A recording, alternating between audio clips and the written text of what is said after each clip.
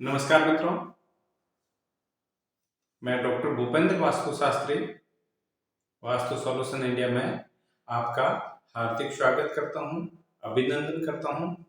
दोस्तों, मेरे YouTube channel बनाने का एक उद्देश्य है कि जो व्यक्ति वास्तु के प्रति रुझान रखता है या जो व्यक्ति वास्तु को सीखना चाहता है या जो अपने घर की वास्तु को सुधारना चाहता है, तो मेरे साथ बने रहें। मैं आपको हर रोज एवरी एपिसोड में कुछ न कुछ वास्तु की नई जानकारी दूंगा, जिसके माध्यम से आप वास्तु को बहुत अच्छी तरीके से सीख सकते हैं। आप अपने घर के वास्तु एक्सपर्ट बन सकते हैं और आप अपनी जानकारी में वास्तु का जो लेवल है उस लेवल को अप कर सकते हैं, जिससे कि आपकी जानकारी वास्तु के प्रति बहुत ज़्यादा बढ़ जाए और सटीक जानकारी आपको मिलती रहे। इसी उद्देश्य के साथ में मैंने ये चैनल बनाया है। आप इस चैनल पे जुड़े हैं, इसके लिए भी आपका धन्यवाद। और आप अगर नए हैं, जुड़ना चाह रहे हैं, तो सबसे पहले मेरे चैनल को सब्सक्राइब कीजिए, जिससे कि आप और आपके परिवारजन, मित्रजन या आपके जो भी अनुयायी है या जो आपके मिलने वाले हैं, उन तक वास्तु की जानकारी आप इस चैनल के माध्यम से साझा कर सकें। इसी मनोकामना के साथ में मैं आज आपके साथ कुछ नई चर्चा करूंगा। कुछ वास्तु में एकदम नया होगा जो आपको बहुत ही अच्छा लगेगा। आज का जो टॉपिक है वो है मनी। सही सुना आपने, मनी, धन। वर्तमान समय एक ऐसा समय है जहां पर सिर्फ और सिर्फ महत्वपूर्ण बात अगर रह गई है तो वो है धन। हर व्यक्ति धन के पीछे इस कदर दौड़ रहा है कि अपना पराया सारी चीजें भूल गया है। सुख दुख ये वो सारी चीजों को एक तरफ करके ओनली ओनली मनी के पीछे भाग रहा है और मनी आगे भाग रही है। बहुत जगह ऐसे देखा गया है। छोटे से छोटे बच्चे को अगर आप देखेंगे तो उसके मन में भी कहीं न कहीं मनी के प्रति लगाव आपको नजर आ जाएगा। तो ये जो मनी का लगाव है, इस लगाव को पूर्ण करने के लिए या अपन सहज तरीके से धन को इकट्ठा कर सके या अति सहज तरीके से व्यक्ति अपने दिनचर्या में जो धन उसको कमाना है वो बहुत ही सरल और आसान तरीके से कमा सके, इसके लिए वास्तु उसके लिए बहुत ही सहायक भूमिका निभा सकती है।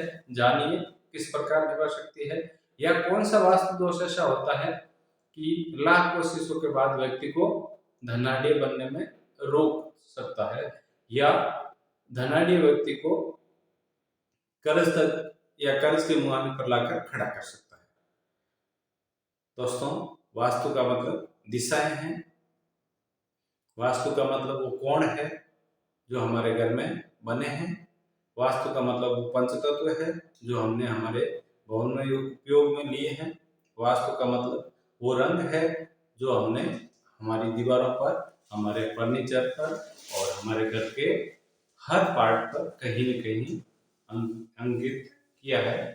वास्तु का मतलब वो आंतरिक व्यवस्था है जो हमने हमारे घर में बहुत ही सहज और सरल तरीके से अपने सुख को या अपनी व्यवस्थाओं को देखते हुए की है।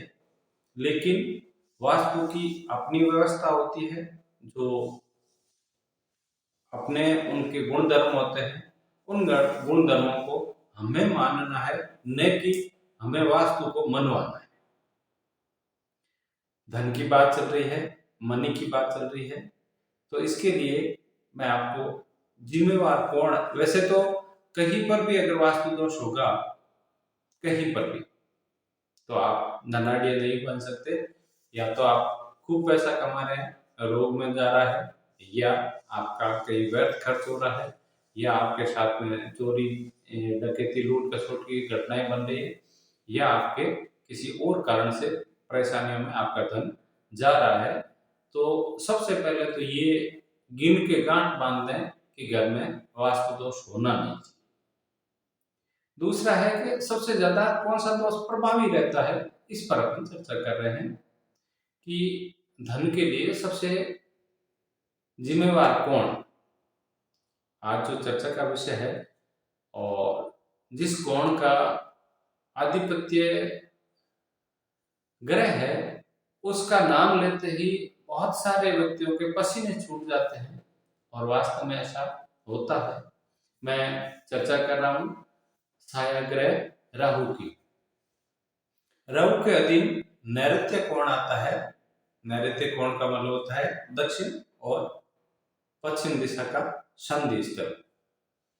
राहु वो रहस्य है जिसको समझने के लिए बहुत ही अथक प्रयास करने के बाद भी समझ नहीं आता है। राहु वह रहस्य है कि रातों रात व्यक्ति को जमीन से आसमान पर पहुंचा सकता है। राहु वह रहस्य है कि एक क्षण में व्यक्ति के पैरों तले से जमीन निकाल सकता है। राहु से हर ग्रह डर रहा है। इसके लिए हमारे पूर्वज ऋषि मुनियों ने एक कहावत कही है कि राहु जिसको मारे कौन ग्रह तारे, और राहु जिसको तारे कौन ग्रह मारे। यानी कि राहु की माया निराली है और राहु की माया इतनी परफेक्ट और इतनी पावरफुल है कि कोई व्यक्ति समझ नहीं सकता। दोस्तों, अगर नैऋत्य में वास्तु दोष होगा तो वहां पर व्यक्ति को अकस्मात धन आनी, धन कमाने में आने वाली बाधाएं उत्पन्न होगी। मैं इस वीडियो के माध्यम से आपको इतना ही आगाह करूंगा कि नैऋत्य को जो दोष मुक्त रखें और जो दोष है उन दोषों को तुरंत हटाएं। नैऋत्य में निम्न प्रकार से दोष हो सकते हैं वो बता देता हूँ मोटा मोटी तौर पे। बाकी गहन अध्ययन करने के बाद या प्रत्येक घर के अंशों के आधार पर सब कुछ निर्णय होता है, लेकिन सीखने के लिए बहुत कुछ है, इसलिए ये चीजें आपको काम आएगी। सर्वप्रथम नैऋत्य में ज्यादा खुलापन होना बहुत बड़ा दोष है। दूसरा, नैऋत्य में खड्डा होना सबसे बड़ा दोष है। तीसरा, नैऋत्य का निर्माण रहित रहना और अन्य जगह का निर्माण हो जाना भी वास्तु दोष है। और चौथा, नैऋत्य में गेट होना भी वास्तु दोष है। पांचवा, नैऋत्य में अगर किसी भी प्रकार की गंदगी होती है या बेसमेंट होता है तो भी वह दोष है।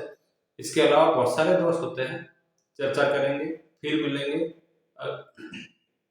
अगर वीडियो अच्छा लगता है तो लाइक करें, शेयर करें और अपनी उपस्थिति कमेंट्स में जय माता दी के रूप में अवश्य दर्ज कराएं।